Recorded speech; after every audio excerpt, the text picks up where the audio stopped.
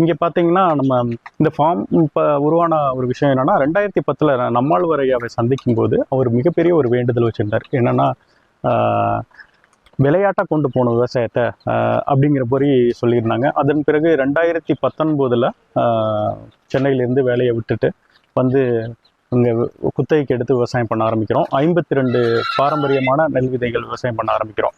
அப்போது பாரம்பரியமான விளையாட்டுகளும் சொல்லிக் கொடுக்க ஆரம்பிக்கிறோம் 2019. ஏன்னா நம்ம அடுத்த ஜென்ரேஷன் குழந்தைங்களுக்கு நம்ம டைரெக்டாக ஒரு பாண்டிங் வேணும் அப்படின்னா ஏதாவது நம்ம கலைகள் சொல்லிக் கொடுக்கணும், ஒரு ஆசிரியராக இருக்கணும். அப்போது விளையாட்டுகள் படிக்க சிலம்பம், அடிமுறை, குத்துவரிசை இது மாதிரியான விளையாட்டுகள் படிக்கும்போது குழந்தைங்களுக்கு சொல்லிக் கொடுக்கும்போது ரொம்பவே ஆர்வமாக வர்றாங்க.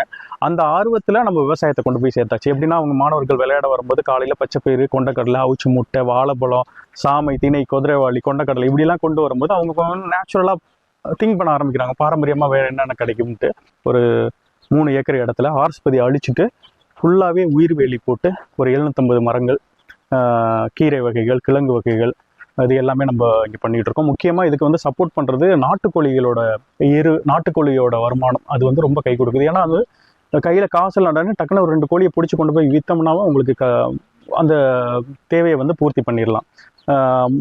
தாய்க்கோழிகள் வந்து ஒரு 150 தாய்க்கோழிகள் நிப்பாட்டியிருக்கோம் முட்டை பர்பஸ்க்காக. அந்த முட்டை வந்து மாணவர்களுக்கு கொடுக்குறது, விளையாடுற மாணவர்களுக்கு நாட்டுக்கோழி முட்டை கொடுக்கணும் அப்படிங்கிறதுக்காக.